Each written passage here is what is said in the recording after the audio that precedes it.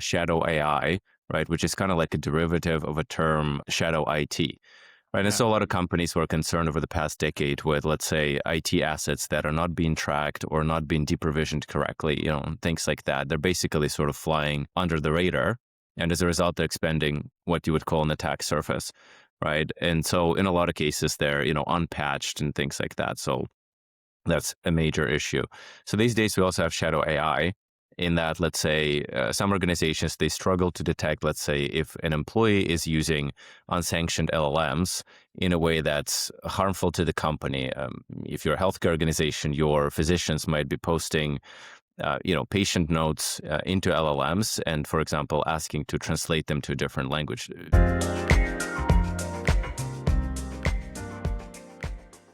Hello and welcome. I'm your host, Karan Mehta, and my guest today is Logan Wolfe, an accomplished Austrian Canadian executive and tech entrepreneur with a strong track record in AI, cybersecurity, and enterprise innovation. Over the last 16 years, he has built and led companies at the forefront of enterprise AI with two successful startup exits under his belt.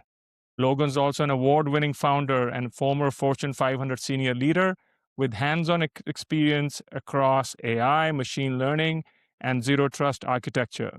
Beyond the tech, he's deeply skilled from everything from product development to go-to-market to fundraising and scaling operations. Logan, it's great to have you here. Thank you. It's a pleasure. It's a pleasure to be here.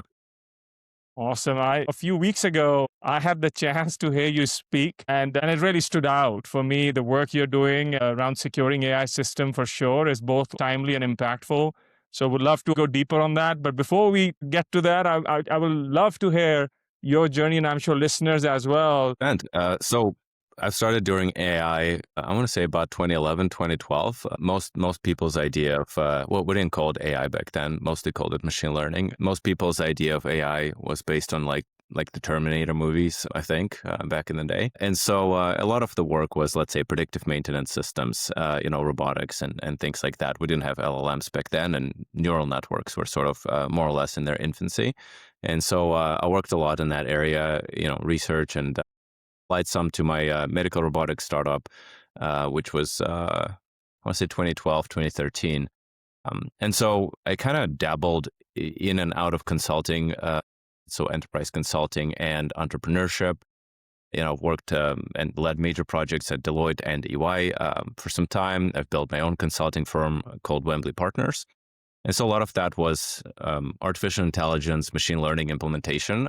But we kind of quickly noticed, and I'm sure we're going to bring this back into that there's a strong regulatory aspect and there's a strong security aspect. People don't want to implement these systems willy-nilly, especially when it's a critical infrastructure, for instance. And so I kind of became dual specialized in cybersecurity, and a few of my latest businesses were based around cybersecurity and AI applications there. And so I'm back to consulting now. I am actually a partner at Kyndryl, and I lead enterprise transformation and AI tech strategy there, alongside terrific leadership teams like Arun Kundu and Raj Sethi, for instance, are my bosses. So Kyndryl is doing some tremendous things in the space. They're the world's largest IT infrastructure provider, and so just by that virtue alone, I think the opportunities are fantastic.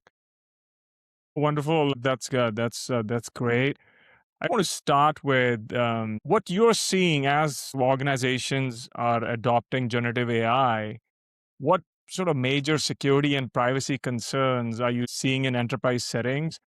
Because while the enterprises are rushing, the premature sort of deployment and adoption could really put companies at a risk of reputation and financial risk. So I just would love to hear your thoughts, given, again, your experience, especially around zero trust architecture and security.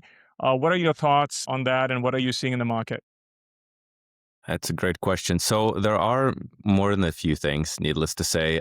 They're all kind of segmented, let's say, into a few buckets. The first one, I would say the actual model associated risks. So there are terrific frameworks already in place that detail these risks. Like for example, OWASP LLM Top 10 is a fantastic framework, right? And so we're talking about, let's say, prompt injection, hallucination, just sort of inherent problems associated with the model itself and how it works. Right. The second one is, let's say, shadow AI, right? Which is kind of like a derivative of a term shadow IT. Right. And so a lot of companies were concerned over the past decade with, let's say, IT assets that are not being tracked or not being deprovisioned correctly, and things like that. They're basically sort of flying under the radar. And as a result, they're expanding what you would call an attack surface. Right. And so in a lot of cases, they're, unpatched and things like that. So that's a major issue. So these days, we also have shadow AI in that, let's say, some organizations, they struggle to detect, let's say, if an employee is using unsanctioned LLMs in a way that's harmful to the company. If you're a healthcare organization, your physicians might be posting patient notes into LLMs and, for example, asking to translate them to a different language. This is a real use case from one of our customers. Or leaking proprietary information. This could be code. This could be cloud keys and things like that. And needless to say, this goes into the LLM's providers cloud. It could, get trained on, like that data could be used for training and things like that. It's just kind of out there at that point. So the second one is shadow AI, I would say. The third one is just really functional, right? Like, as in, sort of, how effective are these models at doing whatever the case may be, like essentially delivering ROI, right? And that's, you got model hallucinations, you got overfitting, underfitting, and things like that. There's basically maybe not too effective at doing what the company wants them to do. And that also applies to agentic systems.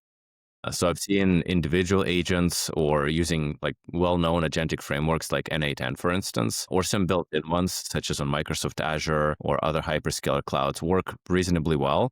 Some other agents that are, let's say, would be embedded in the software, such as SharePoint, for example, could be a good example.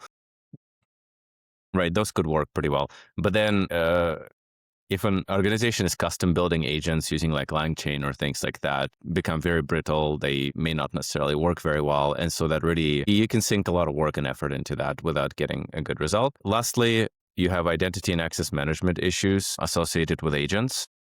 The way I think we need to treat these agents as their own citizens, like in the sense that, they're digital employees, right, if you will. And so they need to get a rich identity. These identities need to go through a certain life cycle, get provision to provision, things like that. In a lot of cases, they need much more granular permissions than typical Auth0 or OAuth scopes, for example.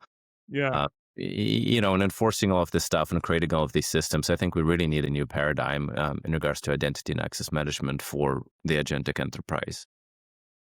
fantastic. Let's go back to, you mentioned prompt injection, hallucination. Like, do you mind expanding? What are these sort of risks, which you're referring to, especially on the model side? Yeah, absolutely. Well, hallucinations are probably one of the top concerns at this point, and that's basically AI models that don't necessarily have, I guess you could call it like an opinion, right? They sort of present information with the utmost confidence. And it really has to do with the fact of how these LLMs work in terms of like their underlying principle. They're basically really sophisticated prediction machines, right? And so people would say, oh, like autocorrect, for instance, and it's like, hey, let's meet at the, and it would be like restaurant, for instance. That's a highly likely word. And so similarly here, except that usually it's a lot more granular. It's not like on a word to word basis. But as a result, like, and the fact that, these systems, they use training data off of the internet, for instance, and whatnot, they can just very confidently predict something that is just factually incorrect. And so later models with increasing degree of sophistication have somewhat mitigated this, but it's certainly not perfect.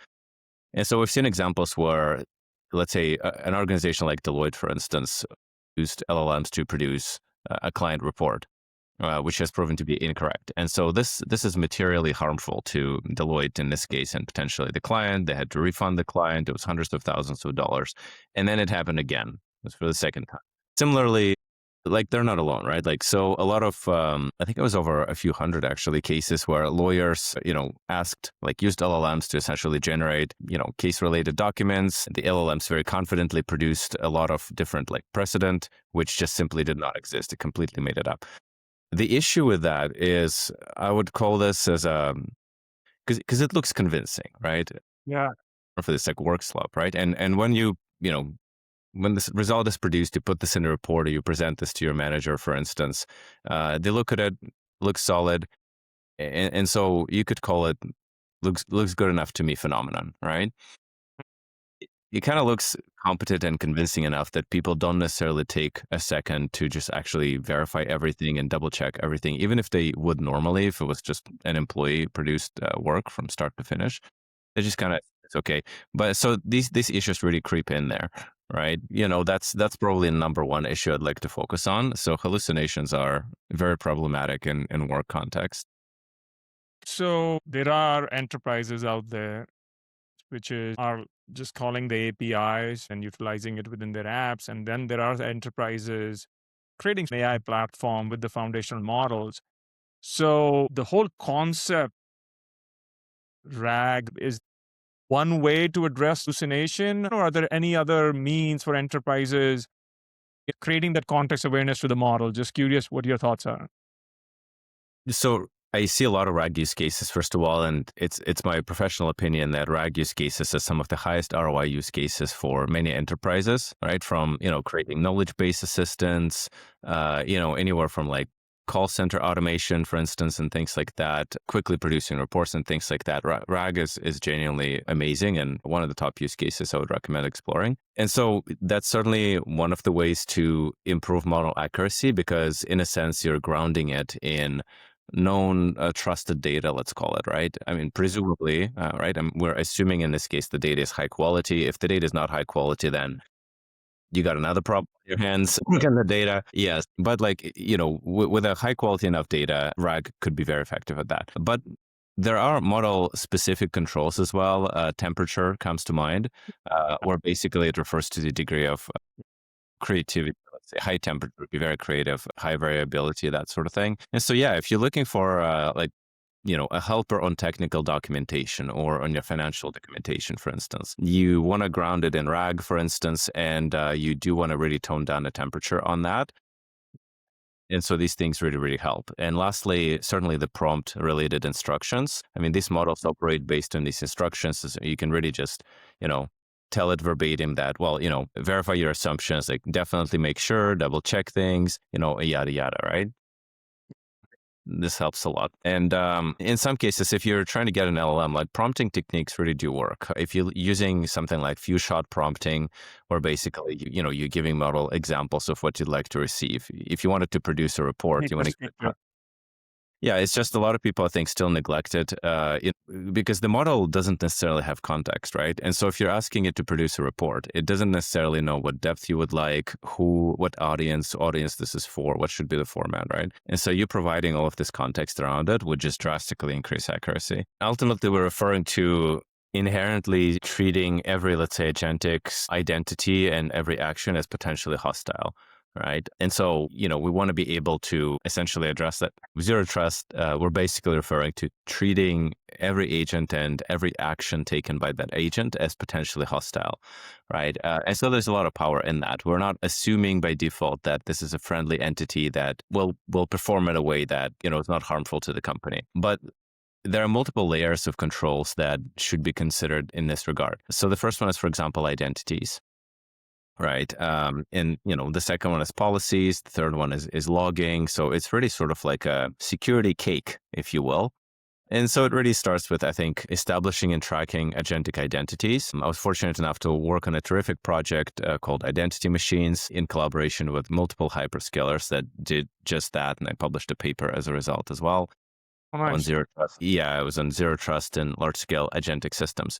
So the paper basically argues that we need to treat these AI agents as native sort of class enterprise citizens, right? So each of these agents gets an identity that captures origination, like where did it come from, who developed it, and what system it came from, what's the underlying LLM, for instance, and things like that. Secondly, what are the inherent risks associated with that model? Like you basically get a trust score. And so there are multiple scanners, like red team scanners, such as NVIDIA's Garak scanner, for instance, that you could use to establish this across, again, what's called the OWASP LLM top 10 vulnerabilities.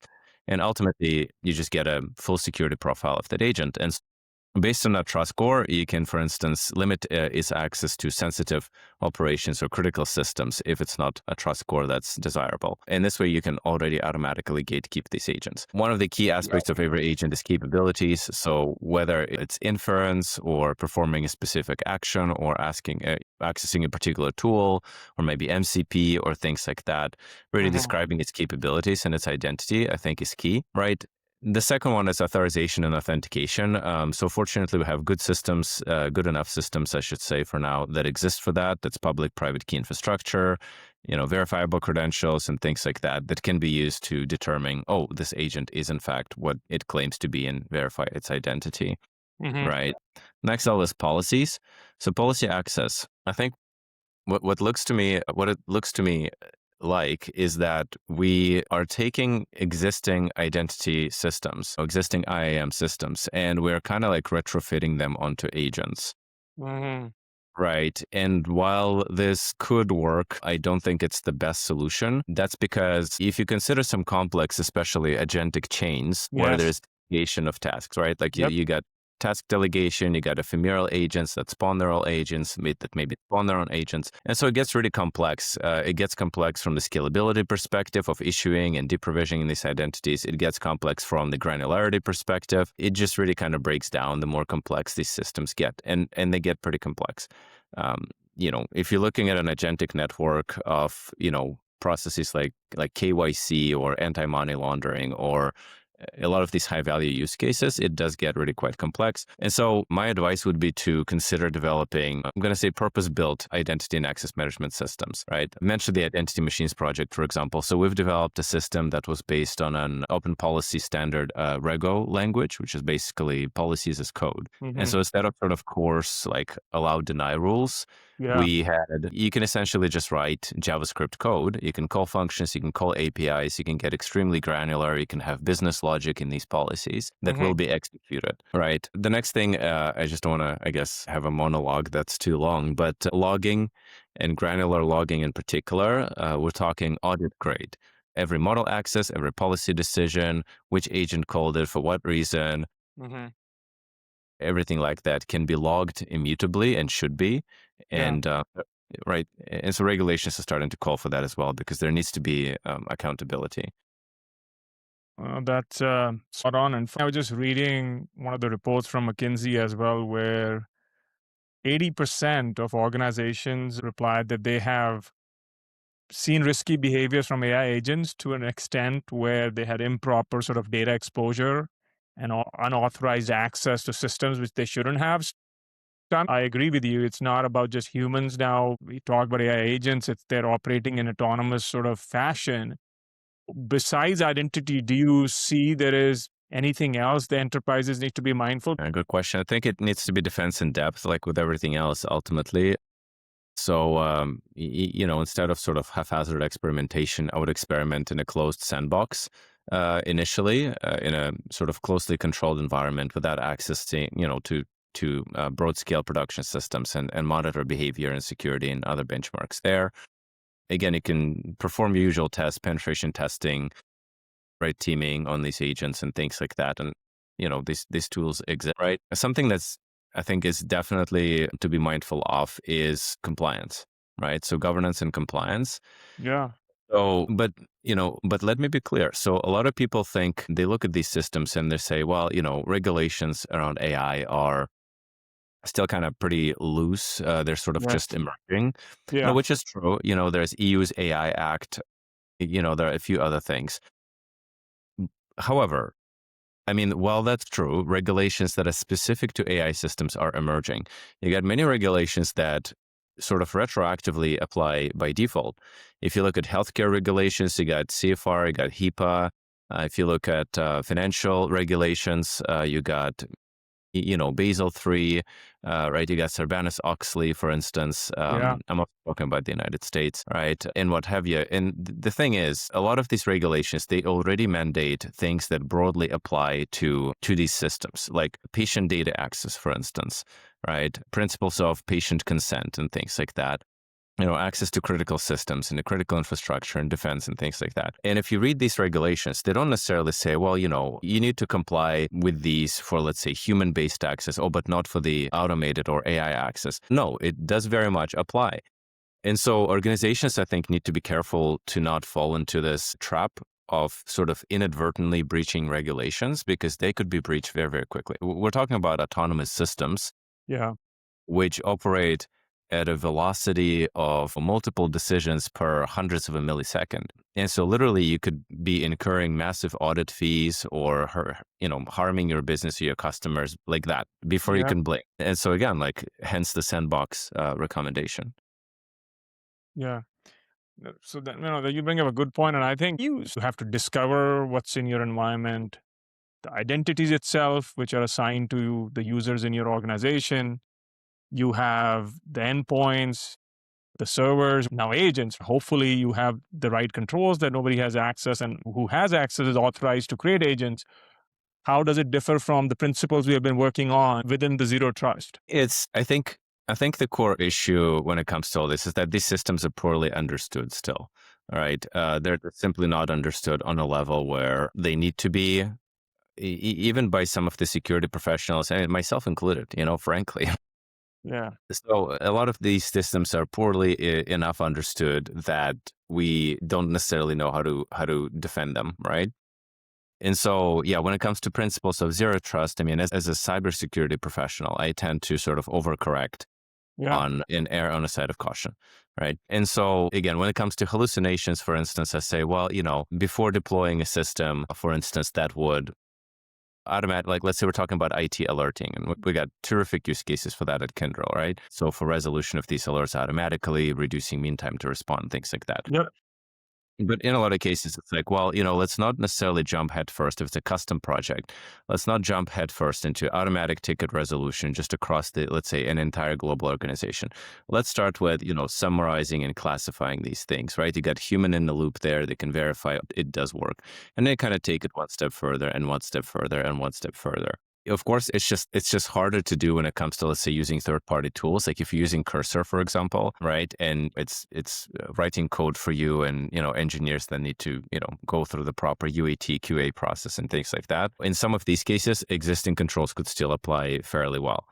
So if we're talking about the coding process, if you have a robust, let's say, DevOps pipeline with, sufficient enough, like, let's say, automated, for instance, static application security testing, dynamic application security testing, if you got code reviews, if you got UAT processes and things like that, Yeah. regardless of whether it was a human developer or an automated entity that wrote and submitted that code, Hmm. presumably an issue will get caught there. So it's mostly that, I think, when you have novel workflows that previously, in a sense, didn't exist in your organization and thus Hmm. don't have controls to defend against issues in those new workflows, and you're Uh-huh. implementing AI in those, I think those are the higher risk ones. And that's where zero trust really comes in across the board. Thanks for your vulnerability. We all are evolving and learning. Things are moving so fast. The speed at which we're accelerating, there is still that human in the loop element, right? You have led teams in Fortune 500 organizations.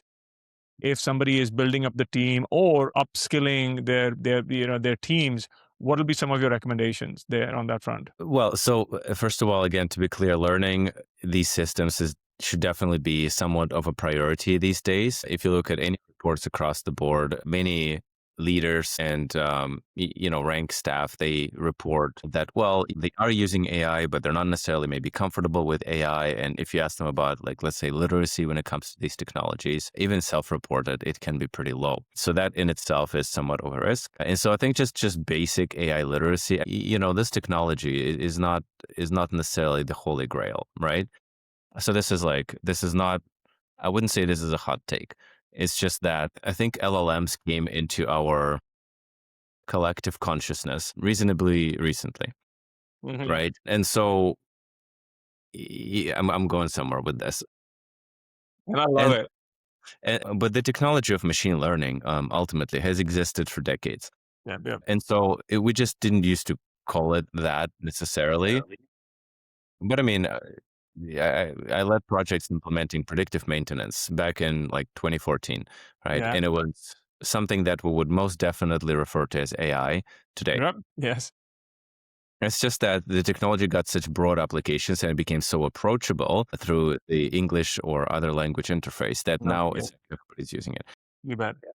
Yeah, yeah, yeah. And so I think just understanding of these systems, just some kind of basic level, and that's, again, prompting techniques and things like that, how to get the most out of these things. Prompting techniques, just basic, basic leakage kind of prevention, controls and things like that within those LLMs. Some of them Hmm. are built in. If you get ChatGPT Enterprise, you get pretty good DLP controls. And there are wonderful startups that do these things, such as Private AI, for instance, which is led by a terrific friend named Patricia. Oh, and there are many startups making strides in securing these LLM systems. So basic prompting techniques, I think that's just rank and file employees, just everybody needs to know how to use this stuff effectively Love it. because otherwise your performance could go from here to here. I mean, it's massive. And it's just basic stuff. It's how to phrase things and how to ask it to do things for you. Second one is, like I said, data leakage prevention controls. Now, three, we're getting into specialized areas. Yeah. When it comes to cybersecurity, for example, Hmm. you can use AI, for instance, well, again, if you know how to do this securely, Hmm. but you can use this to massively accelerate your workloads in a security operations center, for example. So that would be a SOC, right? And so let's say if you're analyzing alerts or you're correlating threat intelligence, or even like, you're extracting digital forensics insights and things like that. These systems are really good, generally speaking, when you have a lot of analytical work that needs to be done. Hmm. Coincidentally, for us humans, it happens to usually be the most straining, the most like tedious work. And, it really causes burnout, Yeah. right? But there, it would require you already have sort of like a fundamental skill set. In this case, for instance, you're a security analyst, and then it just gets augmented through that use of AI, right? And so if you can't bring somebody sort of off the street and then get them to be a security analyst, even if you give them amazing, let's say, co-pilot training, it really needs Yeah. to be a combination of the skill sets. Yeah, I mean, but again, like a lot of the existing security hygiene and security training applies, like in terms of, not sharing sensitive secrets. Yep. I just want to say, like, I think it would really help to understand people. It's a surprising, somehow to me, paradigm shift for most people. But Yeah. when you talk to ChatGPT or Copilot, it's a web form. Yeah. Yep. Somehow it feels like it's more intimate, perhaps, on some level when they're talking to this interface. But you're basically typing data into a web form, and so don't type into these things anything else that you wouldn't type into a web form. I love it. You have built companies, and I'm sure when you're building something and running a company, the bottom line, the top line is always the big, big deal. So I'm just curious, in your conversation with executives, what are your recommendations when it comes to ROI? Because my personal experience, what I'm seeing is some organizations are off the races. They have already figured out, but some are struggling. So, what would be your recommendation from a business front? How to really have something meaningful for businesses, especially from an ROI perspective? What are some of the things you are suggesting organizations in your conversations? There are definitely some hotspots that we're seeing generally across industries in my practice at Kyndryl, right? So a lot of cases, this would be various forms of process optimization on the IT side, for instance. When it comes to legacy technologies, for instance, as well, there's a lot of, let's say, tribal knowledge. If you're looking at mainframes, for example, that many Mhm. organizations are still using quite productively. But, in some cases in these organizations, there's a bit of an old guard that built these machines and these processes, and, Yeah. now maybe they're leaving. So modernizing those and bringing them to sort of the 21st century, and that could be modernizing the code bases, the migration service, things like that. So those are really terrific use cases because you're massively eliminating technical debt. You're able to improve your understanding of your infrastructure and efficiencies within it through, let's say, AI-produced documentation and things Mhm. like that. But basically, broadly, number one is upgrading legacy systems, and using AI to optimize those legacy systems is a big one. Got it. Another one is really, I'm going to still use the term also democratize, let's say, access to various data within the organization Hmm. for one or another use case. Got it. You could, for instance, be sitting on a mountain of, let's say, sales related data. It could be in pharma, for instance, and to Yeah. extract, say, territory insights, sales insights, and to be able to, produce coherent executive level reports, and, and so on and so on. Some of the software that could be in that system would be, let's say, circa like 2010. You'd have rigid dashboards, kind of difficult to customize per use case and things like that. Sometimes the data is not necessarily that great. So if you're using, again, coming back to a RAG use case, if you're using a RAG use case with properly vectorized data, these systems, they don't take that long to implement if you have decent enough data, right? But then you can literally just talk to it, especially if it's a multi-model interface. It can produce charts, graphs, reports, you can just talk to it. Um, Yeah. an entire department putting together these reports and taking weeks and weeks, or an external consultant, right? So that's a terrific one. Any kind of process optimization, really. Again, on the analytics side, it's always a massive ROI driver. Yeah. We had, think of it basically this way: we had a lot of kind of like fairly menial work, especially, and it doesn't require a lot of, like, let's say, judgment. Those are some of the prime candidates to use AI in, and it's reasonably safe to implement these systems. And the human in the loop in this case, you would be, let's say, if you're automating perhaps reports or things like that, or again, knowledge data, then you have a human that's taking a look at them Yeah. and again, verify the issue, right? So that's stage one. I would say that's stage one of your transformation. And then stage two is, okay, eventually you might want to start proceeding to use cases where these systems can make some judgment calls and they get gradually more impactful. Love it. Love it.